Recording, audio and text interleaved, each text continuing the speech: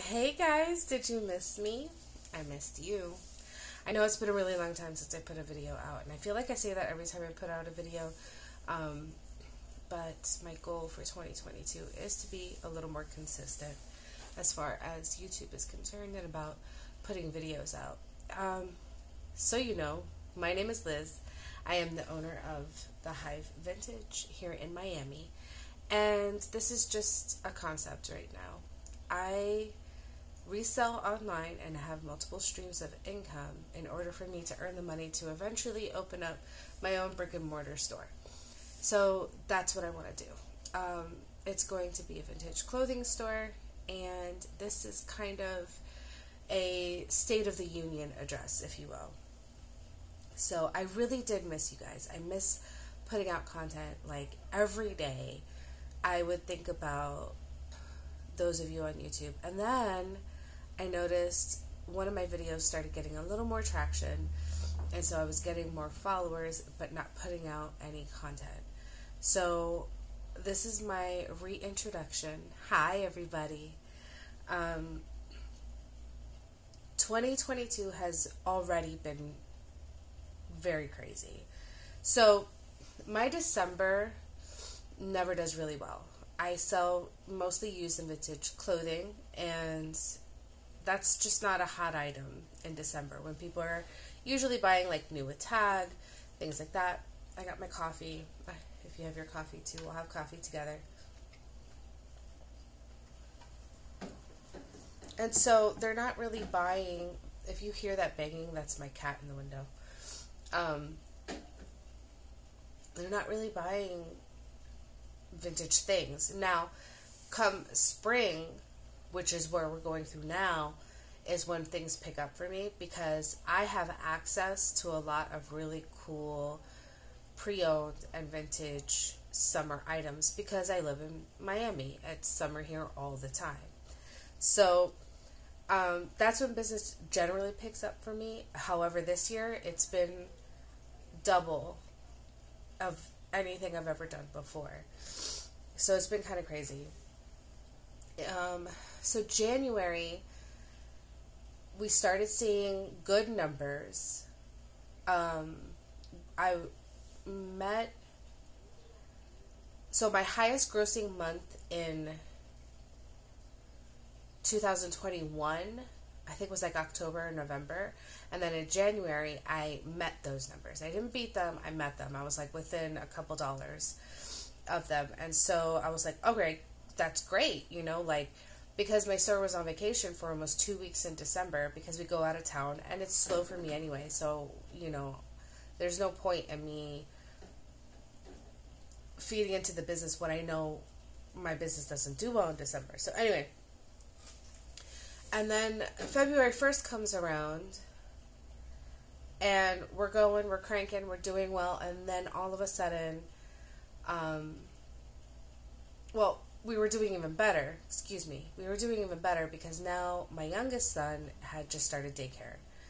Then, of course, he gets the daycare crud, which everybody gets. However, because of the pandemic and because of being quarantined for so long, he got exceptionally sick to the point where we were in the hospital, him and I, for 5 days straight.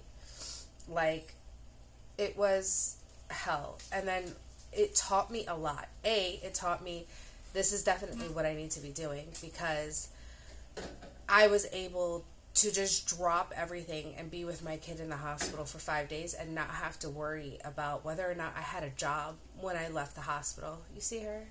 She's such a mess. She gets it from me. Anyway, so that was amazing. And then the thing that it also taught me was that when it came time to ship orders, because there was a possibility like that I wasn't going to be out in time to meet my shipping quota, I didn't have anybody that could do that. Like, I have 2 employees, and then I tried to get my photographer to do it, but she was just so flustered she couldn't handle it. And to me it seems very simple, but you know, I can understand for somebody who's never done it before. But the thing is, she has that, I don't know, whatever. I digress. But, and then there's my husband, but he doesn't really know anything about my business. Like, I could go into the shop because I run our shop, like his business, which is the automotive shop. I run it. So I can go in there and I know who has what job. We have employees. Most of them can do what Mo does. Not perfectly, but well enough. And so I can run his business, but he can't run mine because he doesn't know anything, operationally anything. So that was a big eye-opener for me. And so now I'm training my oldest son, who has worked a little bit for me before, like doing measurements and things like that. I'm training him on how to fill orders should this, God forbid, happen again or whatever. So he's a teen. He's getting to be to that age where he'll be driving on his own and all that other stuff and being a little more responsible. So that's going to be definitely beneficial. But yeah, like, you don't think about what's your plan B until you need it, you know? So that was my February. And then, and if you could still tell, like, I'm still very nasal. We all caught this crud. Like, my son brought it home from daycare, and we all caught it. We've all been sick.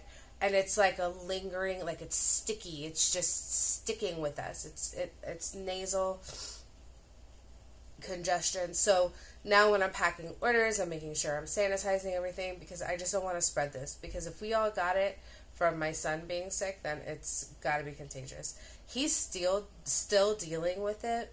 We have, my husband does, and I have histories with chronic ear infections. So he's dealing with that now. He's not in a lot of pain, but he's like on hardcore antibiotics, So hopefully, but you would never know he was sick looking at him. He looks fine. He looks healthier than any of us. But so he's dealing with that. And so now March comes and okay, so now we can get cracking because now we're feeling better. We're out of the hospital. We tested negative for COVID. That's not the problem. Like, we're doing well. And then I know a lot of people were complaining about, like, algorithms changing. I know eBay put out their seller report that they're making some changes for the upcoming fall. And Poshmark was talking about how they are changing the way the search engine works. Whatever it is, I did fabulous. I feel like Spirit was stealing my words because I feel bad saying that. Like, so many people are complaining.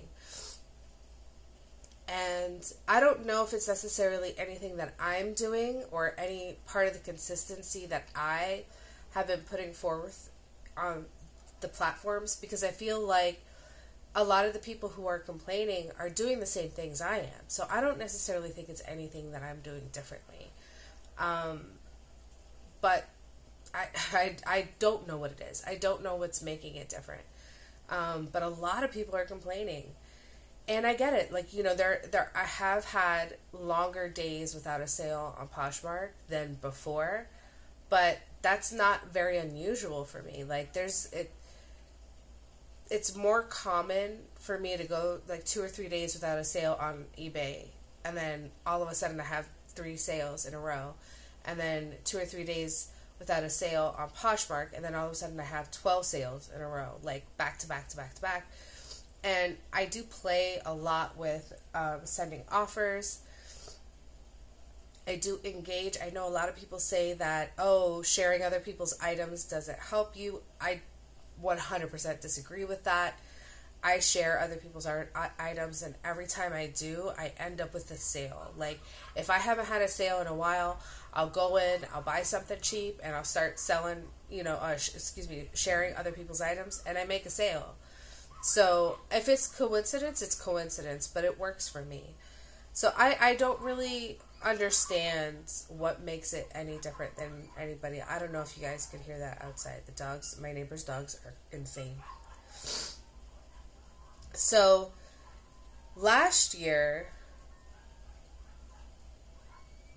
up to now, from January 1st to April 1st, we'll say,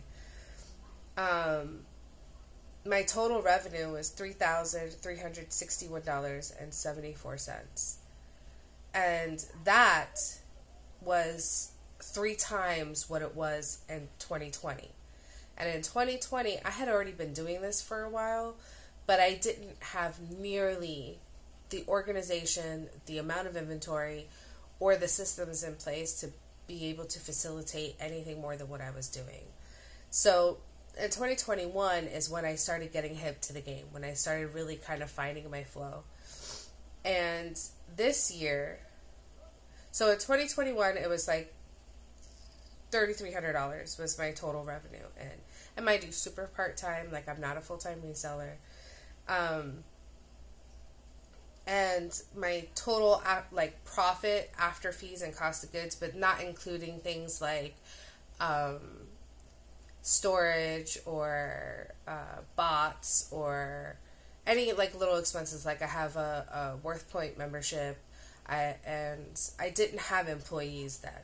So, but just with fees and cost of goods taken out, I was going home with $2,296.56. Now, my revenue for this year, from January 1st until April 1st, is $6,243.75. So a difference of nearly double. So my numbers have doubled from last year to this year, which is amazing. And that's exactly where I want to be. Now, my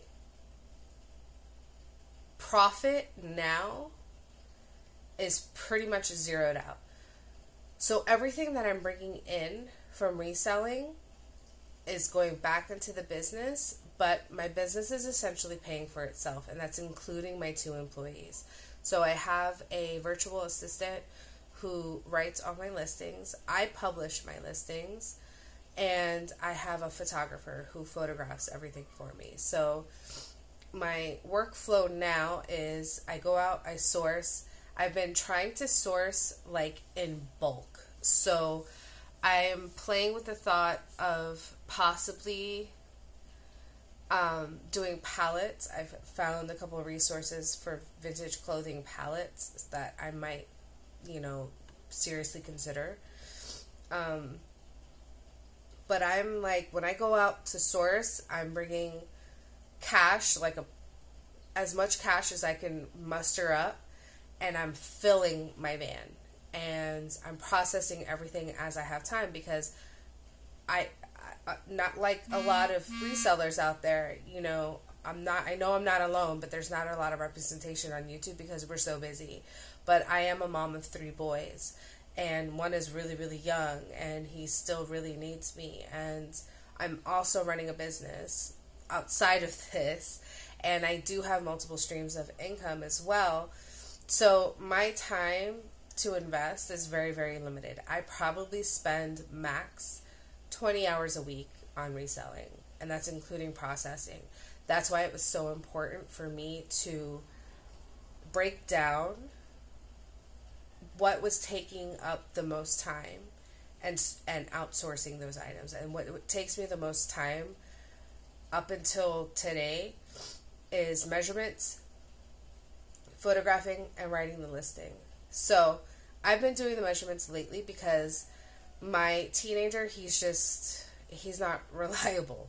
I mean, it is what it is. Like, I need to process these items quickly, and he's not able to put forth the effort that he needs to. He's also full-time student. He's in football. He's a teenager, so he's got girlfriends and friends and all that crud. So he's doing his own thing, and it's understandable. But that's the only thing right now, is that I would like to have someone to be able to measure things for me. But whatever, I'll just do it on my own right now. So the difference has been obviously the employees, being able to get out and source more, because now my youngest one is in preschool and my 2 are in regular brick and mortar school. So we're not virtual schooling anymore, so I don't have to be home all the time. But I'm still spending a majority of my week running the shop. And then also, there is a huge bike event called, oh my god, I can't think of it right now, but it's a motorcycle event in Daytona Beach. I know, I'm going to get so much slack for forgetting the name of it, but we usually go up there, and in the past it was just my husband that would go up there, but in the last couple years it's been myself, my husband, and the kids, because we were in virtual school and we were able to do that. But we didn't go this year because we were really trying to keep our expenses as low as humanly possible, so that way we don't have to start trading our time for money and like actually being on somebody else's clock. The point is for us to be completely self-sustainable and for me to save as much money as I possibly can to open this store. And so that's kind of where we're at. So we didn't do Daytona in March, so that meant that I didn't have to put my stores on hold for a week. Or it's not even a week, it's probably like 3 or 4 days if you include the weekend. So I was actually open for longer in March too, but still my numbers doubled, and I don't think a couple days being on vacation really affected it that much. My husband's business has skyrocketed. So he needed help. December of last year, he was like, or no, December of 2 years ago, he's like, I need help. I don't know what the fuck I'm doing. Like, you know, I'm running myself ragged, and it's difficult to be, he's, and I might be a little biased, but he's one of the best in what he does. Excuse me.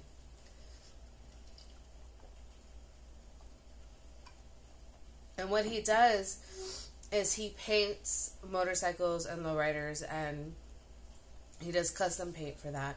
And, you know, body working and fabrication and all that good stuff. So he's had this business now for 10 years, and there were a lot of years where I was essentially putting forth the money for him to pay his rent. Like, we've been married this whole time, you know, it's not like, you know, I'm not one of those pick-me kind of girls. So, it finally got to the point where he was just like, I need help, I can't do this on my own, like, can we please just figure this out? I was like, yeah, let's do it. So I started taking over his business, and with that first year was just to get data. I just wanted to see where his expenses were, what's going on, everything like that. And then we had a barbecue where we had some of his colleagues come over and talk shop, you know, and we're just talking, whatever, this and this, that. And we had this old school lowrider that was a really popular lowrider when it came out, a Monte Carlo, in the shop. And we were talking about the work that was going into it. And then one of the gentlemen there, his name is Troy, he was like, so what did you charge for this?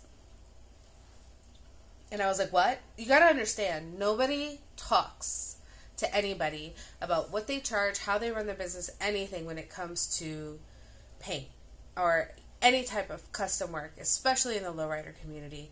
And it sucks because if you're me, I'm a girl. Nobody talks to a girl about money in this, like, because it's just a bunch of freaking dudes that don't want to talk. They don't want to talk about whether or not they're able to pay their bills, and it's ridiculous. And then Mo's, like, idol ends up passing away. His name is Danny D, and he is the utmost respected custom painter in the lowrider community, right? And it's just hard to say, but he died broke, you know? And so his wife is left with trying to make ends meet and everything like that. And, you know, there was a lot of, like, drama around his passing. And I told Mo, I was like, you know, this isn't going to happen to us. Like, you know, he went from perfectly healthy to in the hospital and was gone within a couple of weeks because of coronavirus. He caught it, and he just couldn't fight it off, and whatever. And so, we were never super close, but this is somebody that my husband looked up to for years. Posters on the wall, the whole nine. And to think that somebody so established in the community and within, and I mean, it's not like he did cheap work, you know what I'm saying? So how did he die broke? How was there nothing to bury him? How was there, and this is like, mind you, I'm not involved in his circle of friends. I'm not involved in his family. This is purely just what I'm seeing off of social media. I mean, to this point, like, his wife is selling his stickers. Like, he had, Danny D stickers for $25 each. To try to, I would assume, make ends meet and pay off whatever debts he may have had or whatever it is. And that's just an assumption. I'm not sitting here saying I know exactly what's going on as far as that estate is concerned, but that was a huge eye-opener for us. So when Troy asked that question, how much are you charging for this? That's like unheard of. People don't talk about that. And for Mo to sit there and be like, oh, I'm charging XYZ for this. And he was like, pfft. So I sneaked in and I'm like, what would you have charged for that? And he started going through it, and it made so much sense to me because I am so used to working in a cost center management. So for me, I think of things of, okay, so in a restaurant, you have a plate of food, the chicken costs you this much, your labor costs you this much, your mashed potatoes cost you this much, biggie, you put it all together, you come up with your menu price, right? And it factors all these things into it. And I'm used to seeing my mom. My mom is an artist. She's been an artist my entire life. And I'm seeing her, okay, well, I paid this much for this and this much for that, and my time is worth this. All that together equals XYZ for this piece of art. And being able to quantify art and quantify the work that goes into it. And, Mo has been doing this at least 15 years now. He's got 15 years of experience knocking out some of the best work that's come out of Miami. So I knew he was charging too little, but I didn't know how to navigate that industry of like automotive paint. Troy and I sat down. He explained it to me. He explained to me how he runs his business. I translated that into how we run our business, and it's taken off. We have 2 employees now. One is super green. He's just learning, which is awesome because then you don't have the bad habits. And the other one is more established, but he has like the heart and soul. Like, he loves lowriding. So, and he's been phenomenal. And we keep super open doors. They can come in pretty much whenever they want, as long as the thing,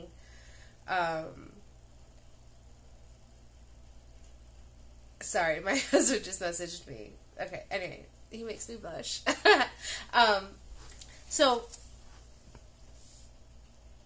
we keep a super open doors. Like, they can bring their kids into, well, only one of them has kids. They can bring their kids into work if they need to. Like, I set up the office. I gutted out the office. I made it mine. New desk. My husband painted the desk, like, super awesome. The whole night. So that has only progressed and progressed and progressed. When I was out in February, the numbers at the shop tanked. And it's because Mo is an artist. He doesn't have that analytical brain to say, okay, this is what needs to get done, so I need to do this, and that. He is just fly by night, whatever. So it works out really, really well because I've spent my entire life being managed and managing and understanding that, like, what needs to happen for business to work well in this day and age. So our guys are super happy. They're well rested. They're super creative. They're coming up with ideas. It's amazing. Like, Mo is so happy. And the thing is, I'm not taking a paycheck. Like, I'm just like, pay my bills. And I'll help you run this. Just pay my bills so I can focus on the hive and making sure that I can open up this brick and mortar store. Because the way I see it, if I can run an automotive shop, I could barely work a wrench. That I for sure can run a vintage clothing store. So, and it works out to essentially the same thing. What grew our businesses was getting systems in place, sticking to those systems. They are rules. We stick to those systems. And employees. And just so that way they can do the things that you're not able to do. Not necessarily that you don't want to do, but that you're not able to do. So, moving forward, I've got this video going up today. I am editing my video on what sold in March because I have a feeling like a lot of you guys will want to see that. I don't think I'm going to be discussing what I purchased the items for, and I'm going to address that now. The reason why is because it's not fair, because my market is going to be completely different than anybody watching this video. Like, even if you're in Miami, you're not sourcing probably from the same places I am, or you are. But, like, I've developed my sourcing system to be as low cost as possible. And you're just not going to have the same resources. So why am I going to tell you what I bought something for, when that's not going to be realistic for you, or it is going to be realistic for you, or it's going to be more than... It's just, there's too many variables. So I'm just going to take that out, because the thing is, you know, we all have the opportunity to get these things one way or the other. It just depends on what you want to pay for it. So I'm not going to be discussing that. But March was my biggest month, and so I feel like it needs its own video. And moving forward, on Sundays, I'm going to be publishing a video on YouTube. 9 times out of 10, it's going to be a what sold video. And I'm going to talk to you about what sold that previous week, why I think it sold, why I picked it up, things like that. And we're still going to discuss, you know, pivotal designers and things like that, and why certain things sell and why certain things don't sell. And I'm also working on a trends for fall and winter of this year, 2022. I'm not going to do spring summer because we're already here, and it is what it is. But I am going to discuss a little bit of what I think we should be looking forward to for fall. So that video should be out in about 2 weeks. And I am doing a updated list with me video with Vendu. The previous video that you've probably seen on here is super outdated. I know I put it on the video also, but it's really, really outdated. So I'm going to do an updated list with me video. I'm working a little bit on that today. I don't know if I'm going to have it edited and published until next week, because of the fact that there's a lot of new stuff all the time. And I feel like now is like a good time, because, okay, so Vendu came out with a iPhone and Android app that you can list and cross list on your phone. However, it's still in beta and it's still very green.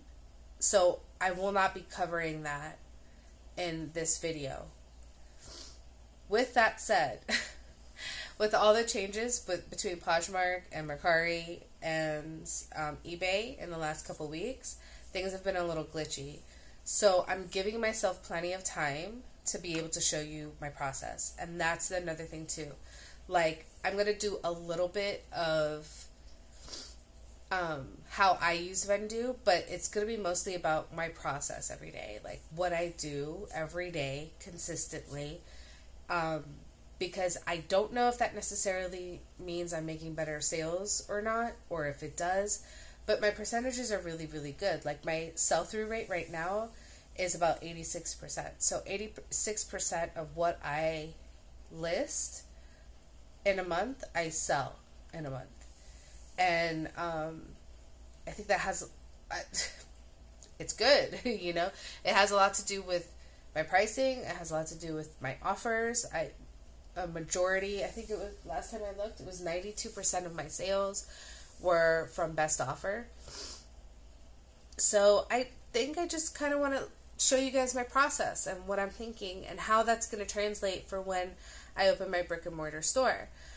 We're also going to talk, like I said before, about the designers and why there's certain designers that I look forward to keeping in stock and working on, and going through the whole history of it, because that's one thing, like, I could totally geek out on any kind of history, much less fashion history, so that'll be fun.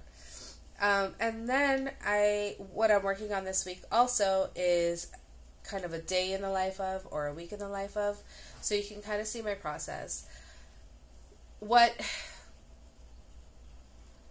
a lot of reseller moms have help.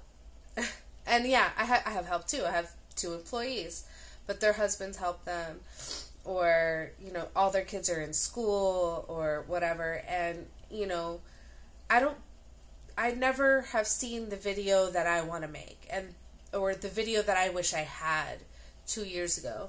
And that video is like, okay, so what time do you get up? Like, what do you do everything before the kids get up? Like, are you making 3 meals a day? Are you dropping the kids off at school? How are you managing, like, doctor's appointments? When do you resell? When do you work your main business? How do you make time for your family? Like, these are all things that, like, I didn't think about when I came into this, and I've been thrown into, and I think that people need to see this. People need to see it. And even if you're like me or not, like, I feel like I'm not well represented in the reseller YouTube community. There's a couple, like, Hustle at Home Mom is thebomb.com. She has help. Her husband helps her a lot. And her husband has a corporate job, you know, so, and she comes from corporate. And so there's a lot of plan B there. And I don't have that. I didn't have that luxury of being able to have that. Then there's, like, Crazy Lamp Lady, who is awesome, and she's found her niche and, you know, everything like that. And but her kids are a little bit older, and so she was able to have her parents help her. But a lot of what she did was grind, you know, but you don't see that grind. You just see the videos of her sourcing. You see her talking about the history of, you know, hard goods and things like that. So I think there's space for me here, and I'd like to fill that space. I also, like I mentioned before, that I have multiple streams of income, and I want to share a little bit about that with you guys too, because a lot of people are nervous about leaving their full-time job to resell full-time or to pursue their dreams, and how are they going to pay their bills. Or even here in Miami, like, the cost of living went up. Well, I mean, I'm sure everybody's feeling it, you know, like, rent is 3 times what it was even a year ago. So there are things that I do, motorcycles, there are things that I do on a weekly basis, on a daily basis, programs and things that I've set up to help make money. One of them is making t-shirts. So I do have, like, the high vintage t-shirts for sale, but I've also made t-shirts, like a print-on-demand t-shirt company.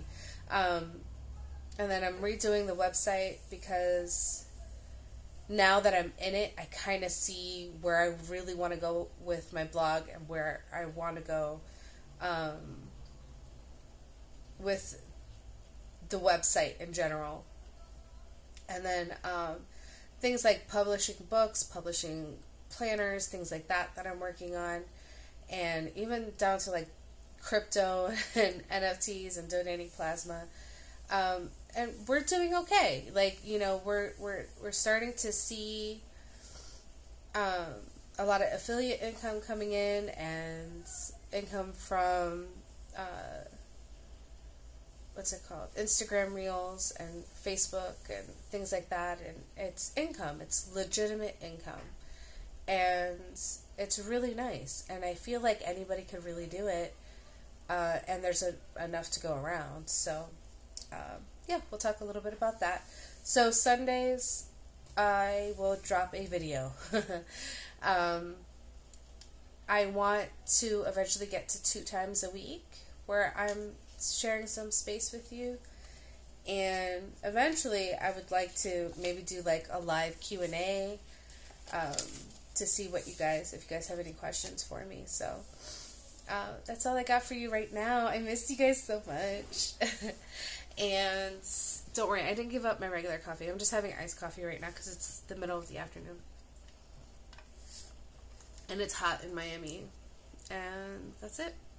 So look out for the what sold in March. Brain fart. What sold in March. I'm editing that as soon as I press stop. And I'll edit that and publish that soon. So you'll get to see that, okay? All right. Love you.